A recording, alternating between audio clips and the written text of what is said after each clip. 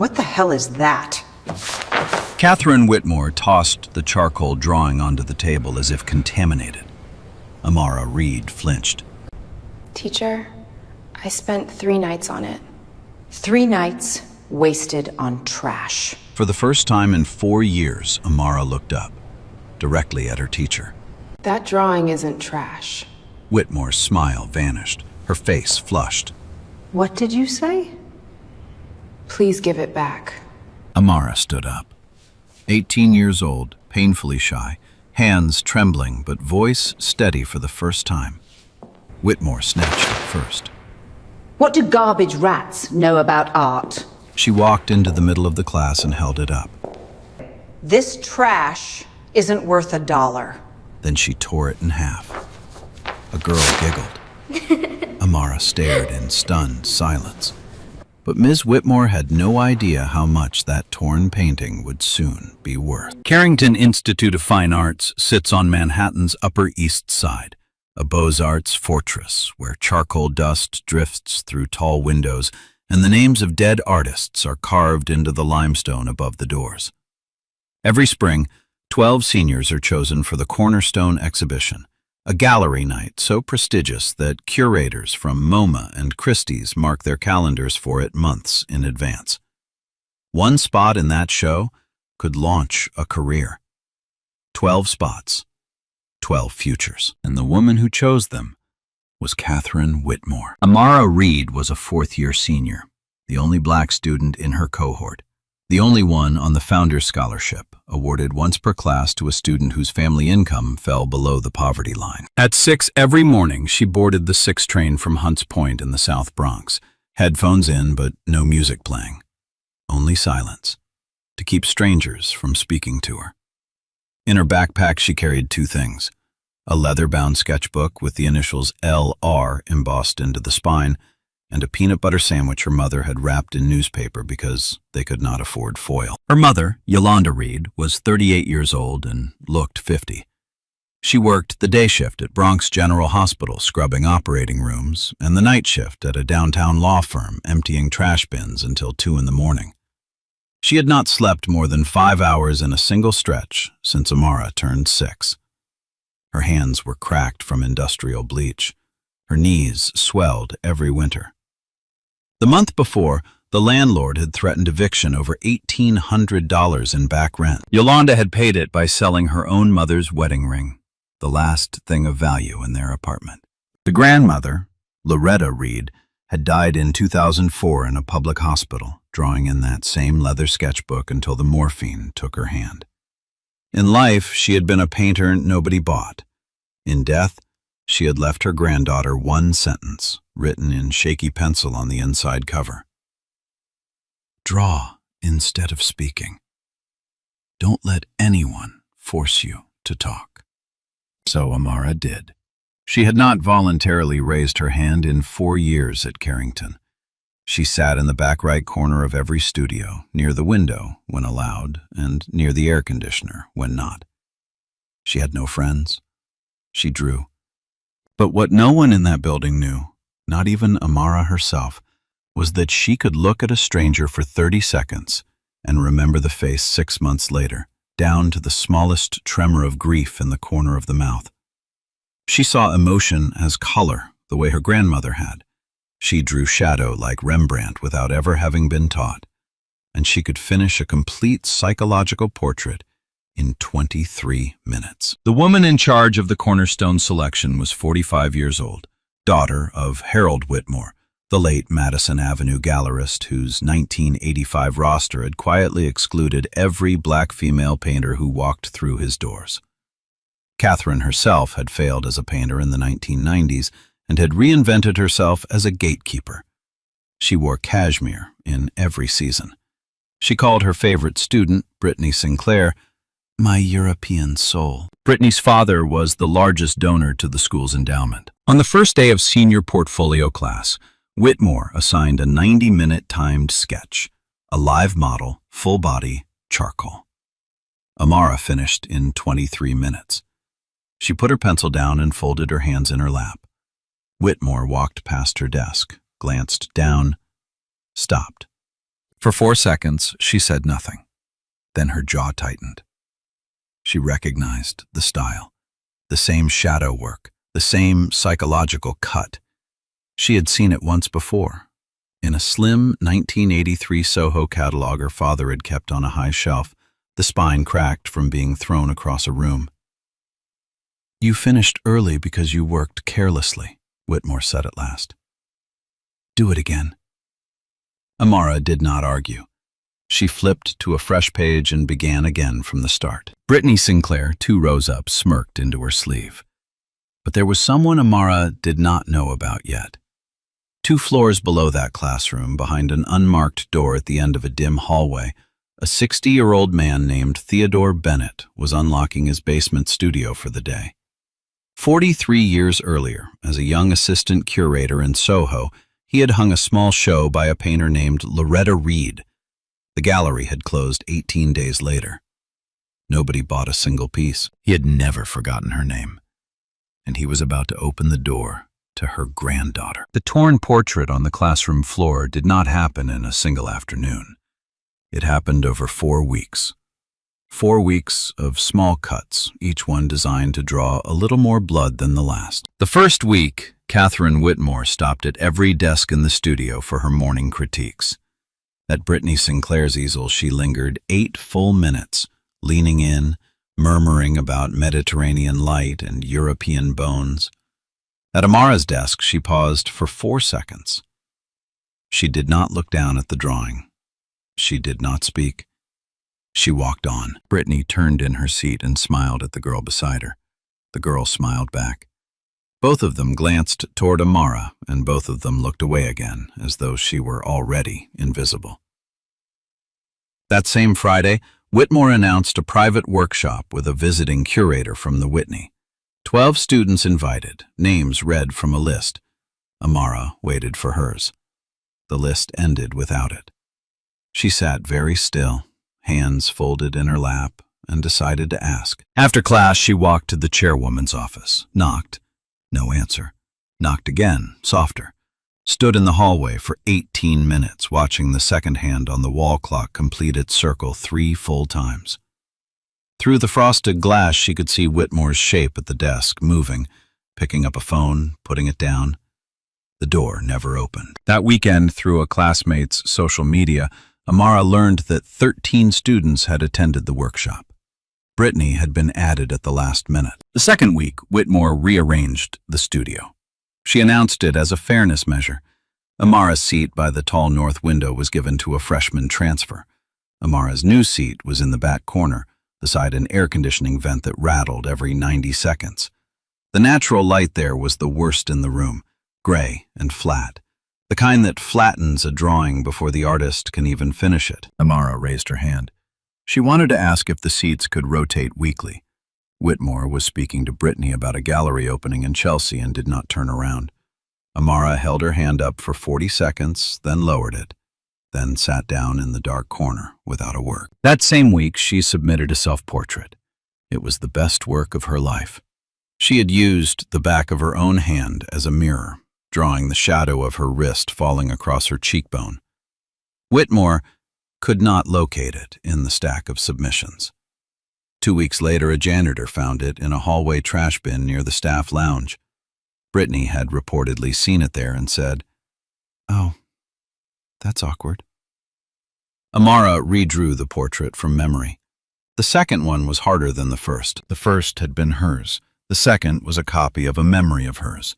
And the difference, she felt in her chest, was the difference between living and being remembered. By the third week, the cruelty was no longer quiet. "Class, gather around. I want to talk about this one." Whitmore lifted Amara's 23-minute portrait off the easel and held it up like a specimen. The class circled in. Amara stayed seated. "This is what we call untrained instinct. Some students confuse speed with skill. A real artist takes time. This kind of work belongs in a subway station, not in this institution." Class dismissed. A boy in the back laughed out loud. 2 others joined him. Amara did not move until the room was empty. That afternoon in the hallway, Whitmore stood with another faculty member and spoke just loudly enough to be heard at the water fountain where Amara was filling a bottle. "It's the scholarship students," she said. "Some of them belong in trade schools, not fine art programs. It's not cruelty. It's reality." Amara turned the faucet off, walked away, did not drink. Her hand was shaking so badly the bottle was only half full when she reached her locker. On Thursday of that week, Whitmore noticed the leather sketchbook on Amara's desk. She picked it up. She lifted it for the class to inspect. "Look at this. Vintage Goodwill aesthetic. Very authentic, but authentic doesn't mean good. Authentic just means cheap." Brittany giggled into her hand. Whitmore flipped the sketchbook over. Her eyes caught the corner of the inside cover. 3 faint pencil letters. L.R. Loretta Reed. For 2 full seconds, Catherine Whitmore stopped breathing. Then she set the book down, very gently, as though it had teeth. That Friday, she gave the cruelest assignment yet. Each student would stand in front of the class and defend their work in their own words. Amara was called first. She stood. She opened her mouth. 47 seconds passed. Not a sound. Her face went hot. Her tongue stuck to the roof of her mouth. The clock on the wall ticked through the silence and made it longer. Whitmore smiled, the dignified, terrible smile she had perfected over 20 years of teaching. "Talent without voice is just decoration, dear. And decoration goes in the trash. Sit down." Brittany giggled, loud enough for the back row to hear. That night in the South Bronx, Amara did not eat dinner. She sat at the kitchen table while her mother slept on the couch in her work uniform, one shoe still on. Amara opened the leather sketchbook. She turned to a fresh page, a page her grandmother had never touched, and she began to draw her mother. For 3 nights, she did not sleep. She drew the swollen knees, the cracked hands, the mop tilted against the chair, the line of exhaustion that ran from the corner of Yolanda's mouth down into the seam of her uniform. She drew the bruise on her mother's forearm where a supervisor had grabbed her too hard the week before. She used techniques she had never been taught. She used shadow the way her grandmother had used it 40 years earlier, as language, not as decoration. On the 4th morning, she carried the drawing to the Carrington Institute. She set it carefully on her desk. She waited for Catherine Whitmore to walk in. Whitmore walked in. She crossed the studio. She stopped at Amara's desk. She picked up the drawing with 2 fingers. She tossed it back onto the table. "What the hell is that?" And the rest, you already know. What you do not yet know is what happened 10 minutes after the door closed behind her. When Amara, still carrying the torn halves of her mother's face in a folded handkerchief, did not go home. She walked down 2 flights of stairs to the end of a dim hallway and pushed open an unmarked door she had been quietly opening every afternoon for 4 months. The door at the end of the basement hallway had no number, no name, no sign. The first time Amara had pushed it open, 4 months earlier, lost in a search for an alumni gallery, she had expected a janitor's closet. Instead, she had found a 60-year-old man bent over a small, water-stained painting, holding a sheet of Japanese tissue between his teeth. He had not looked up. He had only said, "The door closes if you walk out. The door stays open if you sit down." She had sat down. She had stayed 90 minutes. She had said nothing. He had said nothing. The next week, she returned with the leather sketchbook. He glanced at the spine. He saw the letters L.R. He did not flinch. He did not ask. He only slid open a drawer beneath his desk and pushed a box of Italian charcoal across the work table. "Number 4 is softer on skin," he said. "Try it." His name was Theodore Bennett. 43 years earlier, fresh out of graduate school, he had hung a small Soho show by a painter named Loretta Reed. The gallery had closed 18 days later. He had spent a part of every year since wondering if he should have fought harder for her. For 4 months, Amara had come to his studio 4 or 5 afternoons a week. She entered without knocking. She sat in her usual chair. They traded notes on scraps of paper. He left catalogs on her chair. Ketha Kollwitz, Charles White, Elizabeth Catlett, and one slim volume from 1983 with Loretta's name on the cover. He never spoke about Whitmore. He knew the woman. He knew the system. He knew that to defend the girl too publicly, too early, would only get her crushed faster. So he gave her the things he could give without being seen: paper, charcoal, silence, a roof. On the afternoon of the tearing, Amara pushed the door open with both hands. She did not knock. She walked to the work table. She opened her backpack. She unfolded the handkerchief and laid the 2 halves of her mother's portrait on the wood between them. Bennett looked at the halves. He looked at her. He looked at the halves again. Then he placed one weathered palm flat on the edge of the table and held it there for a long time. "Go home and sleep," he said at last. "I will take care of it." She walked home, took the 6 train north, sat across from her mother on the apartment couch while Yolanda dozed in her uniform with one shoe still on. Amara did not tell her what had happened. She only touched her mother's wrist very lightly and watched the rise and fall of her chest. In the basement, Bennett began the restoration the same night. He used kozo paper from Japan, wheat paste hand-mixed in a copper bowl, and an invisible mending technique he had learned in Florence in 1986. He worked alone, after the building emptied, under a single warm lamp.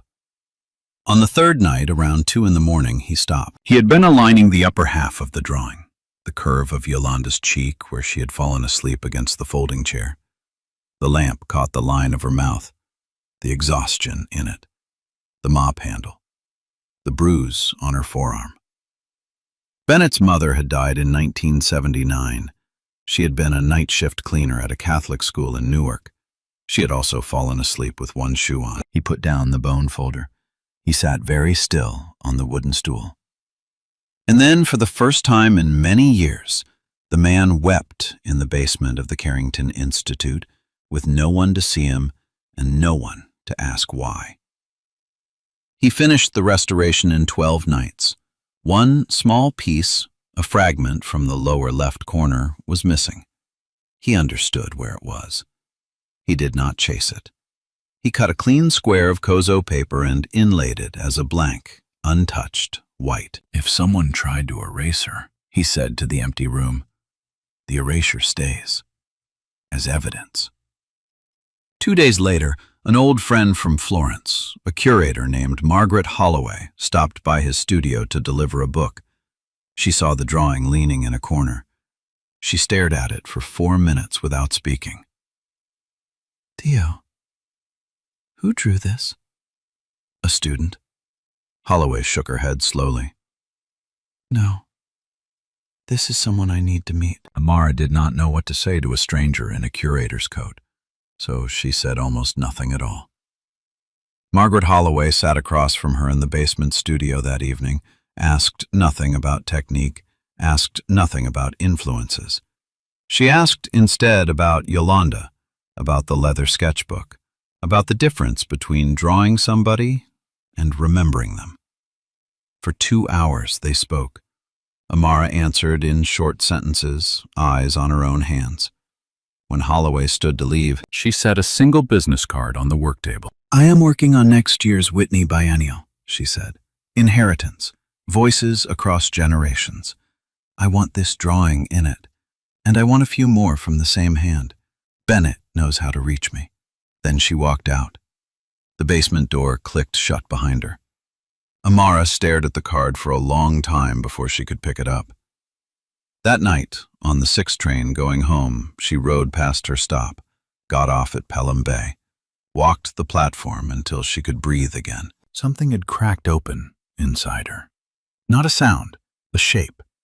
She walked home through the cold and sat at the kitchen table at midnight and started a new series in the sketchbook her grandmother had left her.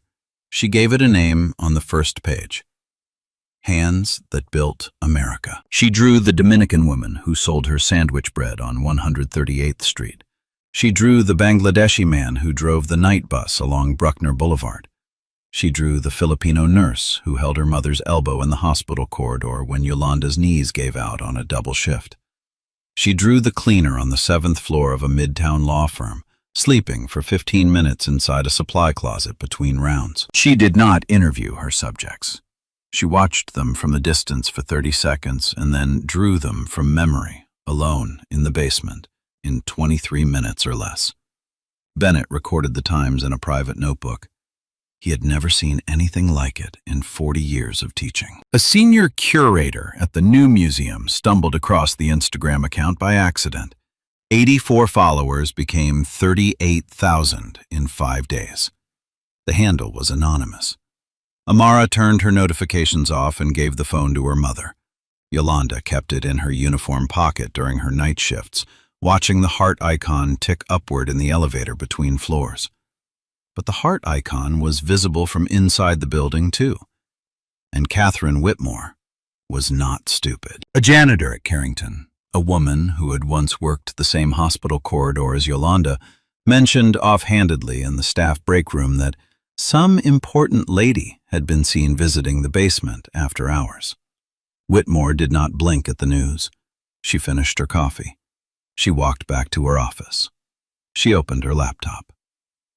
The next morning, she summoned Amara to her office. "Sit down, dear." Amara sat. "Tell me, in your own words, why you believe your work belongs in the Cornerstone exhibition. Take your time." The clock on the wall began to tick. Amara opened her mouth. Her tongue stuck. Her face went hot. She tried to push a sound out. There was no sound. 47 seconds passed, then a minute. Then a minute 20. Whitmore smiled gently and wrote something in a leather-bound notebook. Student unable to articulate artistic intent in defense of her own work.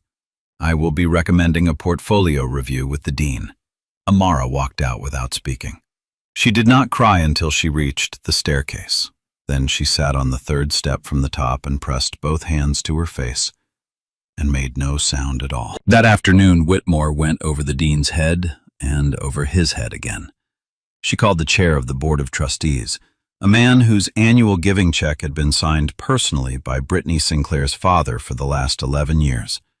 She framed it as a discipline issue, unauthorized use of studio space after hours, possible plagiarism given the stylistic anomalies of the recent submissions. A student who refused to speak in her own defense. By Friday, a letter arrived at Amara's locker. 2-week suspension pending portfolio review. Yolanda found the letter that evening when she went to wake her daughter for dinner. She read it twice. She did not say a word. She put on her coat. She walked 70 blocks south through the cold rather than spend the subway fare, and stood in front of the Carrington Institute at 9 at night with the letter in her hand, looking up at the dark windows. She did not go inside. She did not know how. She walked home. That same Friday, 320 miles away in a conference room at the Whitney Museum, Margaret Holloway closed the meeting of the Biennial Selection Committee. They had a final acceptance to send. The chair signed the letter. The email went out at 5:47 in the afternoon. The subject line read, "Congratulations from the Whitney Museum of American Art." Amara opened it on the staircase outside the Carrington Institute, the suspension notice still folded in her left hand, the Whitney email glowing on the phone in her right. One sheet of paper telling her she was less than nothing. One screen telling her she was about to be hung on a wall in a museum that 20 million people had walked through. She called her mother. Yolanda picked up on the second ring, breathing hard, somewhere in the hallway of Bronx General between rooms. "Mom?" "Baby, what's wrong?" "I'm in the Whitney." There was a silence on the line. Long. Then Yolanda made a sound her daughter had never heard her make in 18 years of being her daughter. It was not a word. It was not a cry. It was the sound a person makes when they have carried a weight for so long they had forgotten what it felt like to set it down. "Who did you draw?" Yolanda asked finally. "You, Mama. I drew you." The line went quiet again, and in the bright hallway of a Bronx hospital, leaning against a wall, a tired woman in a janitor's uniform let herself cry for the first time in many years.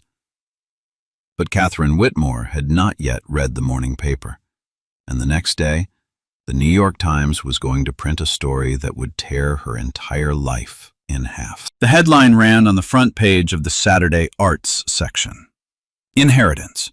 Whitney Biennial discovers a lineage hidden in plain sight. Beneath it, 3 photographs. On the left, Amara's restored portrait of her mother, the blank square of Kozo paper visible in the lower left corner like a wound that refused to close.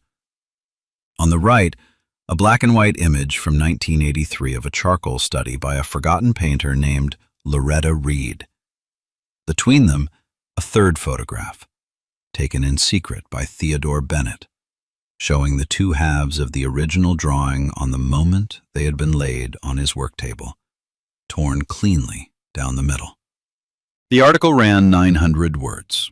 The first paragraph identified Amara Reed, 18 years old, scholarship senior at the Carrington Institute, granddaughter of a painter who had been quietly excluded from the New York gallery system in the mid-1980s by a man named Harold Whitmore. The second paragraph identified the daughter of Harold Whitmore, current department chair of the Carrington Institute, who had torn the granddaughter's portrait in half in front of a senior class and called it trash, not worth $1. The third paragraph quoted Theodore Bennett in a single sentence. "A teacher destroyed it. A school nearly silenced her. The Whitney saw what they refused to see." By 8 in the morning, the story had 100,000 shares. By noon, an NYU art historian published a paper arguing that Loretta Reed's psychological portrait technique had been 30 years ahead of its time, and that her recovered diaries contained references to seeing emotion as color, a rare condition called synesthesia, documented to run in families. He did not name Amara. He did not have to. By 2 in the afternoon, Brittany Sinclair quietly unfollowed Catherine Whitmore on Instagram. By 3, Dean Edmund Faulkner called an emergency meeting and rescinded the suspension. By 4, Catherine Whitmore had hired a public relations firm. By 5, she had given a statement to a sympathetic blog claiming she could not specifically recall the student in question and that the restored work was, in her professional opinion, substantially a collaboration with the conservator. She held up a small framed fragment of charcoal paper, the missing piece from the lower left corner, and described it as material she had carefully preserved on the day of the incident. That evening, Theodore Bennett went on a podcast he had refused for 20 years. He said 3 things. The Kozo paper inlay had been a deliberate artistic choice. The missing fragment was the point of the work. Its erasure was its meaning. And then, someone in that institution knows exactly where that fragment is. They have been holding it since the afternoon the drawing was torn. I will not name her. The paper trail will. The podcast hit 1 million downloads in 4 days. Amara did not give an interview. She did not answer the phone calls from CNN, The Atlantic, or Vanity Fair. She sat at the kitchen table in the South Bronx and drew her grandmother from the only black and white photograph she had, a young woman in 1962 with a charcoal pencil tucked behind her ear, smiling at someone the camera could not see. She posted the drawing to the anonymous account she had not touched in 3 weeks. The caption was 4 words long. She drew me first. Margaret Holloway issued the only press statement Amara would ever authorize. The artist has chosen to let the work speak. The work has already said everything. By Monday morning, "Let the Work Speak" was trending in 17 countries. A teenage girl in Lagos painted it on a canvas and held it up at a protest. People who had never set foot in a museum found themselves arguing about a black girl from the Bronx and a teacher who had torn her drawing in half. That Tuesday, the Whitney announced that after the biennial closed, the restored portrait would be sold at Sotheby's Contemporary Evening Sale, 60% of proceeds to Amara Reed, 40% to a new endowment named the Loretta Reed Foundation for Women Artists of Color. The pre-sale estimate was $300,000 to $500,000. Then a single line appeared in the release. The billionaire collector Augustus Caldwell, famous for rejecting a Basquiat the previous year, had announced he would attend the auction in person. And Catherine Whitmore, sitting in her Greenwich kitchen reading the release on her phone, finally understood that the rope around her own neck had been pulled by her own hand. The Whitney Biennial opened on a Thursday evening. The portrait hung alone on a fifth-floor wall, lit from above by a single warm spotlight that fell exactly across the blank square of Kozo paper. The wound at the lower left corner had been turned into a doorway. People walked past it and went silent. Some stood for 10 minutes. 2 strangers cried in front of it within the first hour, holding hands without knowing each other's names. Yolanda Reed wore the only dress she owned that was not a uniform. Amara had washed and pressed it the night before, by hand, in the kitchen sink. The two of them stood at the edge of the room and did not speak. Yolanda looked at her own face on the wall for 20 full minutes. She did not cry. She did not move. She held her daughter's hand the way a woman holds a candle in a wind. Augustus Caldwell approached them at the end of the evening. He was 81 years old, bald, narrow, in a charcoal suit, leaning on a walnut cane.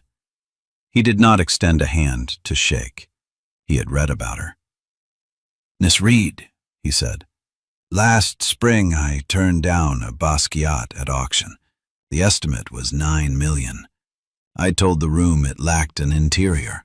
He paused. "I will not be turning down what is on that wall." He nodded once to Yolanda. He left. 3 blocks south, in the offices of Whitmore's new legal team, papers were being drafted through the night. By the following morning, Catherine Whitmore had filed a formal claim of partial authorship of the restored work, naming Theodore Bennett, Margaret Holloway, the Whitney Museum, the Carrington Institute, and Amara Reed in her pleadings. She demanded 60% of any future sale proceeds. She announced that she would personally attend the auction at Sotheby's and present on the public floor the missing fragment as evidence of her long-standing stewardship of the piece. Her statement to the New York Times described it as the artwork's true provenance. By Friday, 3 op-eds had appeared. By Saturday, a silent protest at the Carrington Institute had filled the courtyard with 78 students, every one of them holding a blank sheet of white paper above their heads. By Sunday, paparazzi were sleeping in cars outside the apartment building in the South Bronx. A literary agent left an envelope under the Reed's door containing a $400,000 advance for a memoir Amara had not agreed to write. Amara slid the envelope back into the hallway unopened. A second envelope arrived the next morning, this time offering $600,000. She slid that one back too. On the night before the auction, Bennett took Amara down to his studio one last time. From a flat archival drawer beneath his desk, he removed a single sealed envelope. The paper inside was thin and yellowed. The handwriting was her grandmother's. It was a letter Loretta Reed had written in 1991 from a bed in a public hospital to a friend who had outlived her. The friend had given it to Bennett 20 years later. The letter described a meeting on Madison Avenue in the spring of 1985.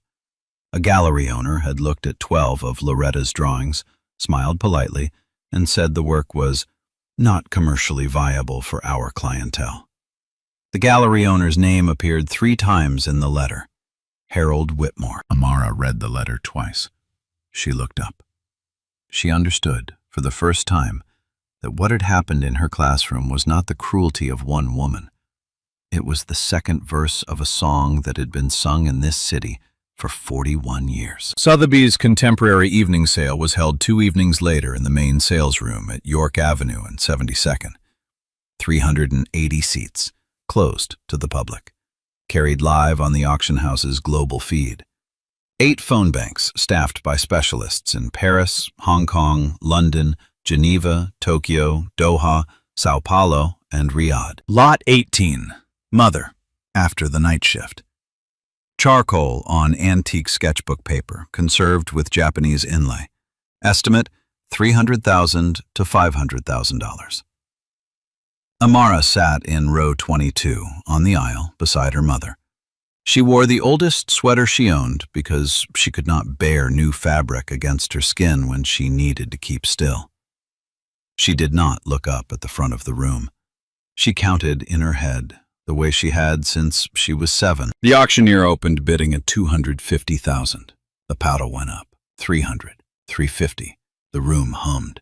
400, 500. A phone bid from Paris in 40 seconds flat. 600, 700, 800,000, also from a phone, this time London. Then 900. 1 million from a paddle near the back. The room began to lean forward in its seats. Augustus Caldwell raised his paddle for the first time at 1,000,002. The room exhaled. 1,000,005 from Tokyo. 1,000,008 from Caldwell. 1,950,000 from the phone bank in Geneva. The auctioneer scanned the room. He raised his gavel. That was when Catherine Whitmore stood up. She had been sitting in row 4 with her lawyer, dressed in slate gray, holding a small framed object on her lap. She walked forward, into the aisle, into the camera lights, lifting the frame above her shoulders so the back row could see. "I am formally requesting a pause of this lot," she said, in the carrying voice of a woman who had taught for 20 years. "I am in possession of an original fragment of the work, removed before any restoration occurred, which speaks to a contested chain of authorship. I require that fragment to be examined before this gavel falls." The salesroom went silent. Somewhere near the front, a phone bidder gasped audibly into a receiver. The auctioneer set down his gavel. Sotheby's chief specialist crossed the floor and accepted the frame from Whitmore's hand. He carried it to the front of the room and laid it on a velvet table beneath a magnifying lamp. Theodore Bennett rose from his seat in row 11. He asked, in a quiet voice that the live feed picked up cleanly, for permission to examine the fragment. Permission was granted. He walked forward. He put on a pair of cotton gloves. He turned the frame around. The magnifying lamp lit the backside of the paper. In the lower right corner of the reverse, faint but legible, in a hand that had not held a pencil for 22 years, was a signature. L. R. for Y. 1988. Bennett looked up. Margaret Holloway, seated in row 1, stood and walked to the table. She studied the inscription. She turned to the auctioneer. She spoke clearly enough for the live feed. "This sheet of paper," she said, "was a gift from Loretta Reed to her daughter Yolanda in 1988, when Yolanda was 8 years old. It has been the legal property of the Reed family for 38 years. The fragment in this frame was not preserved by anyone outside that family. It was taken." The auctioneer turned to Sotheby's general counsel, who had risen from a chair near the wall. The counsel nodded once and said audibly, "We have a determination." Every camera in the room turned toward Catherine Whitmore. She did not speak. She did not move for a long moment. The color left her face in a single wave.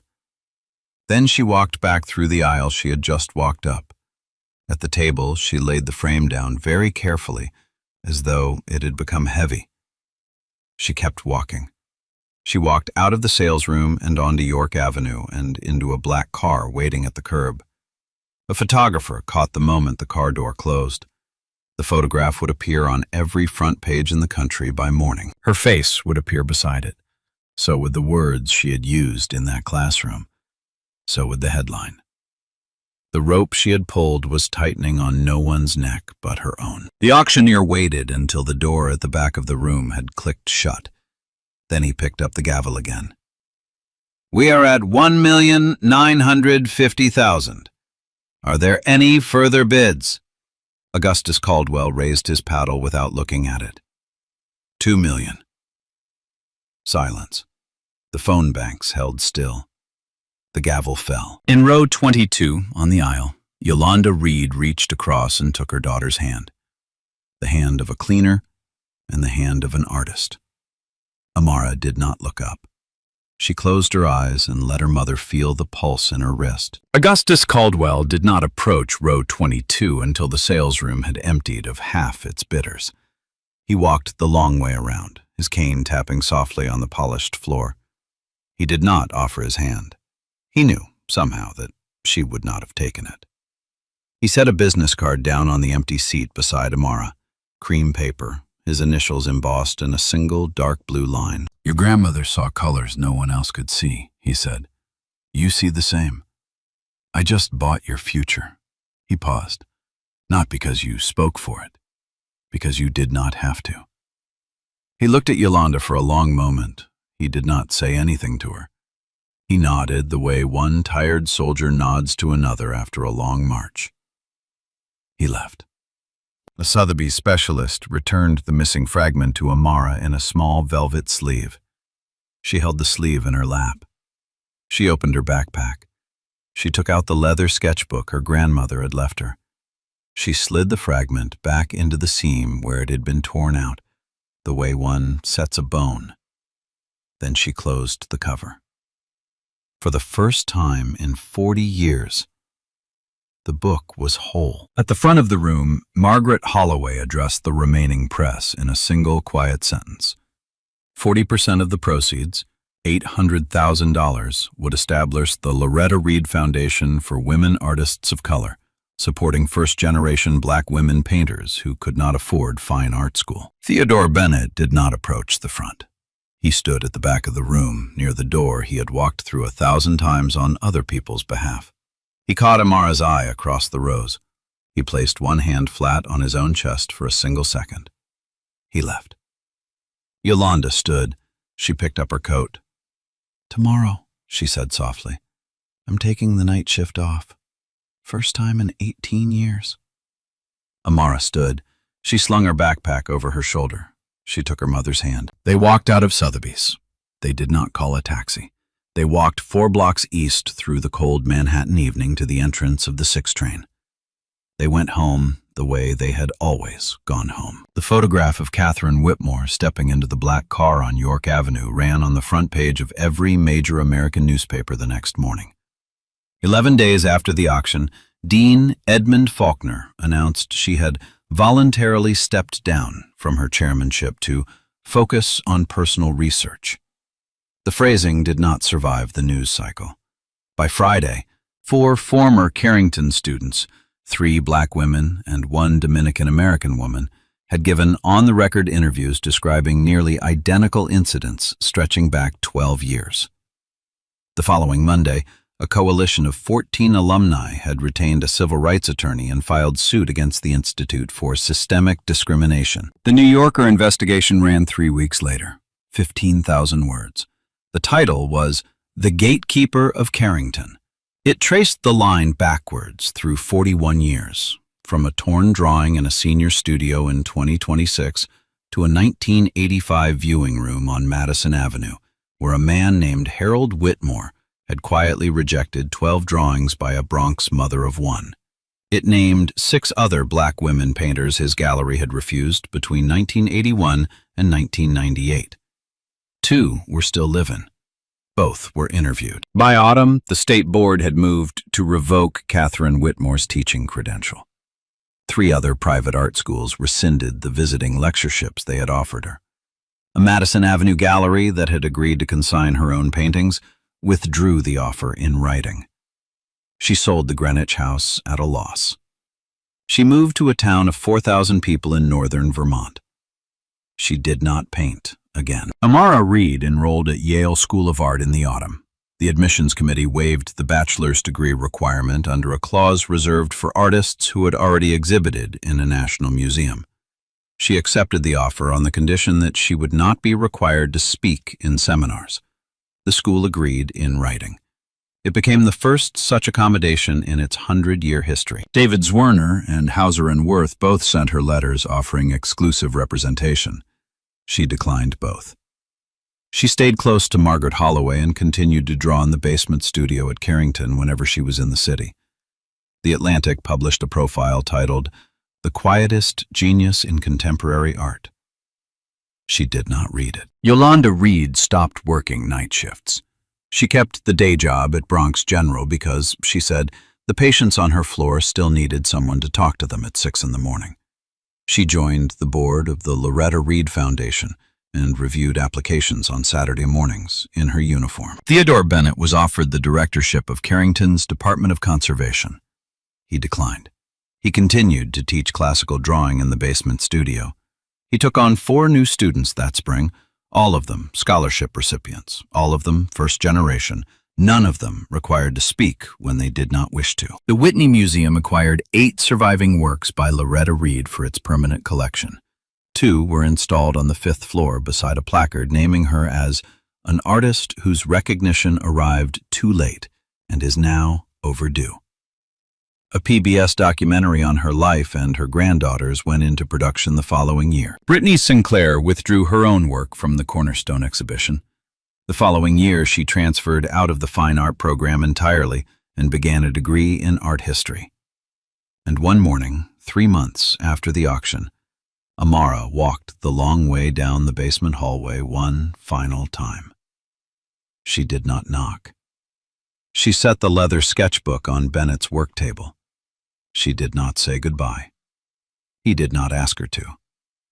The book had done its work. A piece of paper is worth nothing in the morning. By midnight, the same paper is worth $2 million. What changed between those 2 hours was not the paper.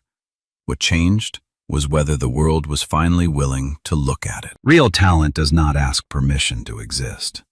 It exists before anyone notices it, and it goes on existing long after the people who denied it have been forgotten.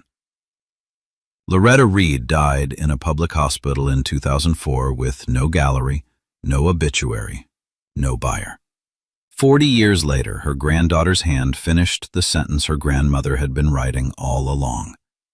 The story did not need a louder voice. It needed a witness. The cruelty in that classroom was not invented by Catherine Whitmore. It was inherited. Her father did it on Madison Avenue in 1985. Injustice, repeated across generations, is not erased by silence. It is only erased when one person refuses to look away from the work that everyone else has been trained to walk past. A torn drawing can be restored with Japanese paper and patience. A torn human being is harder, but not impossible. It takes a teacher in a basement who decides, at 2 in the morning, that a stranger's mother is worth weeping for. It takes a curator who walks past a corner of a studio and stops. It takes a billionaire who has spent 40 years learning when to keep his paddle down and one night when to raise it. It takes a mother who walked 70 blocks in the cold rather than spend the subway fare so her daughter could keep holding a pencil. Money is not the measure of art. $2 million is just the world's apology for 40 years of silence. The real measure is the $800,000 now sitting in a foundation in Loretta Reed's name, waiting for the next black girl in the South Bronx who has not yet been told she is allowed to draw. If this story moved you, comment the word "read" below. Like the video if you believe talent has no color. Share it with someone who has ever been told their gift was worth nothing. And subscribe, because the next Amara is already sitting in the back row of a classroom, waiting to be seen. #Justice for Amara. The story is over, but one thing keeps sticking with me. We like to believe cruelty comes from cruel people, bad apples. If we could just find them and remove them, the problem would be solved. But this story taught me something darker. Cruelty isn't easily born, it's inherited. When somebody is cruel to you, they are rarely inventing it. They are repeating something they were taught by a parent, a bot, a culture, somebody who was cruel to them first. Here's the part nobody likes to admit. We have all done it too. Maybe not on a big scale, but we have all repeated patterns we should have stopped. The tone we hate as kids, we use on our own family. The judgment we resented from teachers, we hand to strangers. We swore we had never become it, and quietly we became it anyway. That's what scares me about this story. The villain isn't one person, it's a chain, and every person in that chain had a chance to stop it and didn't. They told themselves that's just how the world works. They told themselves not my place, and the circle kept going. So here's a lesson. You don't have to inherit everything you were given. The circle stopped with whoever decided to stop it. That can be you this week, today. If you were in that classroom, would you have spoken up? I would recommend hit like, subscribe. See you next time.